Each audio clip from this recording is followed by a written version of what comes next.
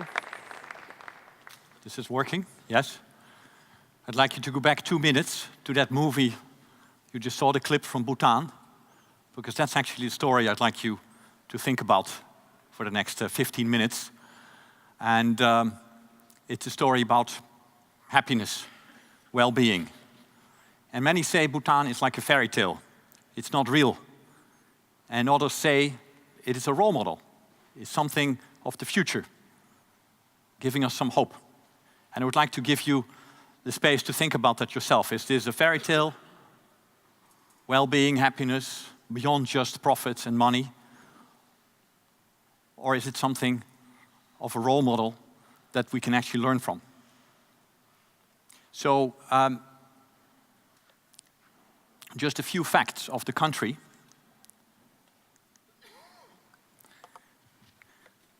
Because as the clip showed, it was just a tiny little country locked in the Himalayas, far away from here, only 700,000 people. And really locked between high mountains of 7,000 meters high, the Himalayas, Tibet, China, and on the southern side you have the jungle of India. It's a country that has never been colonized. It's so secluded, it's so difficult to get to.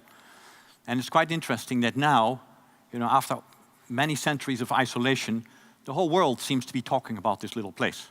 Gross national happiness, that's the philosophy of the king and of that government now in that tiny little country. And I had the privilege to work there on a couple of initiatives, and that in itself is like a great fairy tale. So I'd like to share you, because we learn through stories, we learn through fairy tales. Because it was around the millennium, I think, 2000, and at that time we had quite an enlightened government in Holland.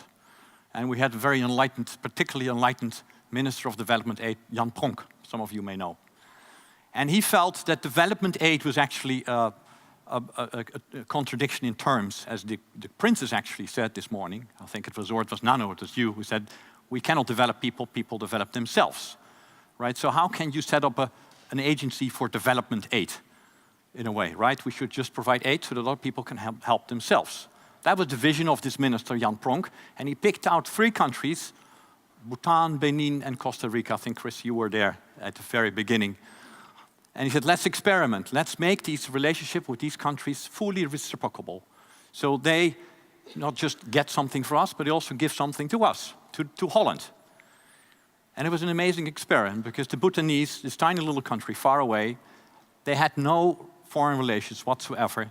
And then suddenly the Dutch offered them help on the condition that they could give something back. And the Bhutanese accepted. And they said, okay, what do we want to bring back to Holland? We get your money, you get some technical assistance from Holland. What can we give back? And Bhutan is this interesting place with a strong culture, as you have seen, and with a certain degree of pride. And he said, we do have something to give back, even though we are poor by your standards. And that is the concept of gross national happiness. And we had this meeting about 10 years ago with officials here in Holland, exchanging with the Bhutanese officials to talk about what is gross national happiness. And I happened to be in between the 2 groups as a moderator. And as you can imagine, many of the issues that came up this morning, it was a difficult conversation. There were skeptical people on the Dutch side, cynics who said, you are really a poor country. Your GDP is nothing. You have serious issues. So don't tell us that you can come up with a standard that somehow, hides these facts. So they saw gross national happiness as a kind of as a cover-up. The Bhutanese became very upset, and they said, they don't understand us, these Westerners. They are just arrogant. They tell us we're poor. We don't feel poor. We feel rich, but in a different way. Now, I was lucky to be a moderator, and then I was trying to bridge the gap. And as a former banker, I could understand the more skeptical side. And as someone who's worked a lot in Asia and studied some of the Asian philosophies, I could also understand the Bhutanese side. So they asked me, after the conference, can you help us creating some sort of rigor to this notion of gross national happiness, so that we can at least bridge the gap with Western economists and Western development workers who are so preoccupied with gross national product. Okay, so that was my little story of how I got involved in Bhutan. And I can tell you, it is a beautiful country. It is real. And for some good reasons now, the world is talking about it. Why? You know, just a couple of highlights. In 2008, President Sarkozy, when he started his presidency, he said, I don't want to run. It's quite interesting. Nobody knows that about Sarkozy. But he said actually on the first day in his inaugural speech something about, I don't want to run my country on gross national product, because it's a flawed measure. Just as Pawan Shukdev this morning said, it's a flawed measure of national performance because it doesn't measure ecosystem performance, ecosystem services. And it doesn't measure, you know, the informal economy. So he initiated this commission with Stiglitz and Fitoussi, and he came up with a very thorough research paper on, you know, basically criticizing the notion, the concept of gross national profit, gross national product, and counter-positioning that with the notion of gross national happiness. He said what Bhutan is doing is actually very valuable from an economic measurement viewpoint. Of course, Sarkozy was not very successful in France himself, you know, but in pushing this agenda. But he tried. The beginning of this year, at the UN and United Nations convened a big meeting at the initiative of Bhutan, where, and again, it's interesting, the smallest nation, you know, one of the smallest members, they said, we have a resolution to offer, just what they did 10 years earlier in Holland. We want to contribute this notion of gross national happiness to the wider discussion of sustainability and well-being and economics. And this resolution was passed without any objection by all the UN members this April, which is very rare, hardly ever happens. So somehow it strikes a chord. Happiness and well-being is a matter of all countries.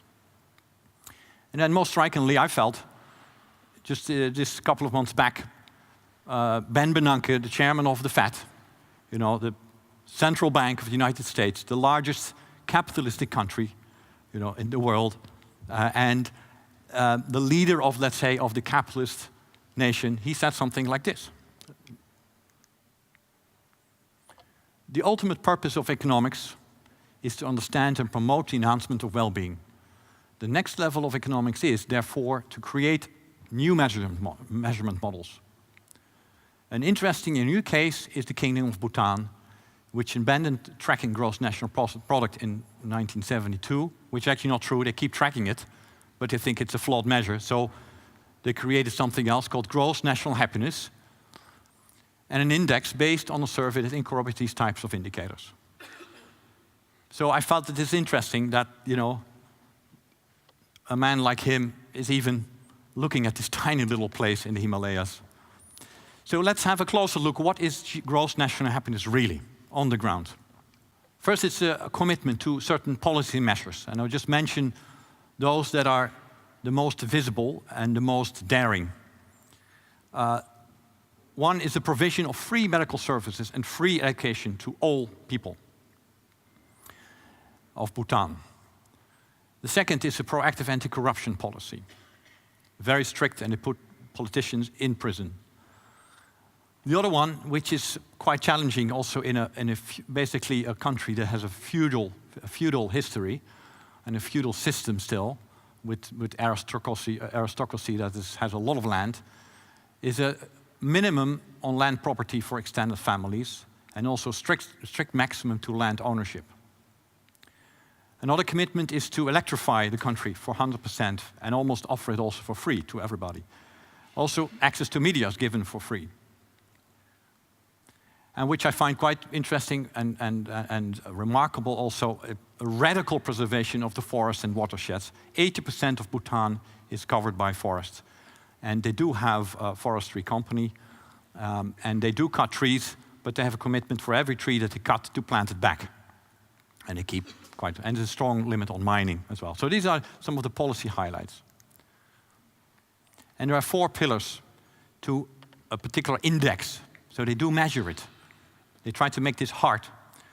So they measure nature, society, economy, governance, or natural value, social value, and financial value.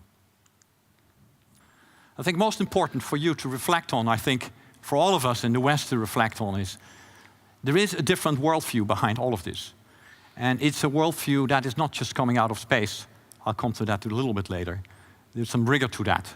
The Bhutanese took it from Buddhism, they took it from the notion of interdependency, and they took it from an understanding of sustainability. And it's a very different background than gross national product. And basically it starts with this. If you really look at life, then it all starts with ecosystems, right? It starts with nature. If there's no nature, if there's no water, if there's no air, then basically there's no life. Makes obvious sense. And from within nature, society, a particular society arises. And then within society, an economy emerges. Okay? It seems totally common sense, yet at the same time, when we measure gross national product or other performance indicators, we start with the economy, and then we find it very hard to integrate social and environmental value. Okay, they also said, now, who runs an economy? A system of governance, basically, and that should also be measured. The quality of the leaders, the quality of decisions, therefore corruption and stuff, is a very important value indicator. So this is the worldview of gross national happiness. So it does not present a conflict with gross national product, simply because gross national happiness is a more comprehensive, holistic indicator, integrating more values than purely the financial and economic indicators. So the GDP worldview measures economic value, money, assets, capital, everything that is taxable, basically, that shows up on your tax declaration form. That's it. That's GDP. The GNH, sorry, it's misspelled, the GNH worldview incorporates more environmental value, social value, and good governance. Now, what I already said, this is more than idealism. It has, even though it was not the initial impulse, it has a very strong correlation to psychology, social science, and basically also the new sustainability science. And basically also on the very simple logic that what you measure is what you manage and is what you create.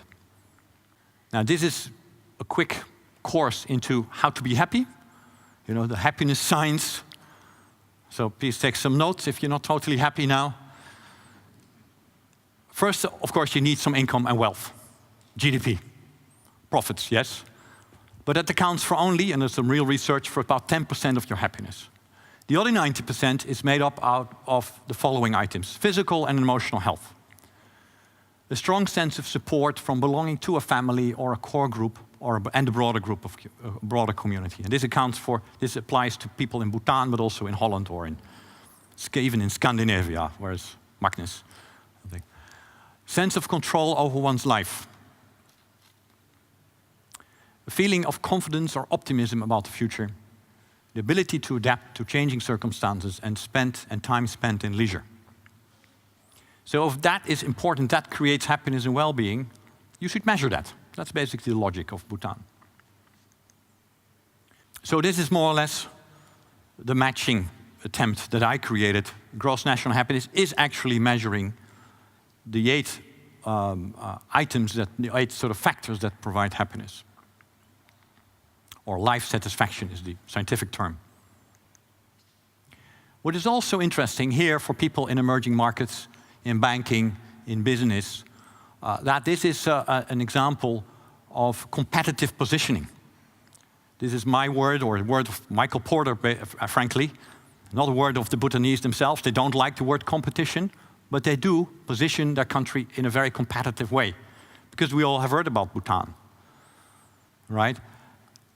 And how should we see this? Basically, Porter makes a difference between comparative advantage and competitive advantage. Comparative advantage is what most nations do, and that, by now, is what we can see a race to the bottom, where we just measure financial profits. And for the sake of using a lens of financial profits, we capitalize on the environmental and social values. And competitive advantage, on the other hand, is looking at what is your USP, what is your value proposition, which is always more than just financial. And in Bhutan's case, it's nature, it's culture. And on that basis, you should create your positioning. So Michael Porter calls this whole philosophy now creating shared value, which again is financial value, but with social and environmental value. In Bhutan's case, basically it means this: we have nature, we have culture, and we have an isolated location. You can look at it from a negative lens and say, okay, we don't have anything else. We don't have infrastructure, we don't have capital assets, we're landlocked, we don't have a mass of labor, cheap labor, so we're poor. But they said, no, actually the same resources that we have, or the same lack of resources, we can see it from a positive viewpoint, and these are our assets. And we've devised a development model that works for that. So they focus on sustainable tourism as a major foreign exchange income earner.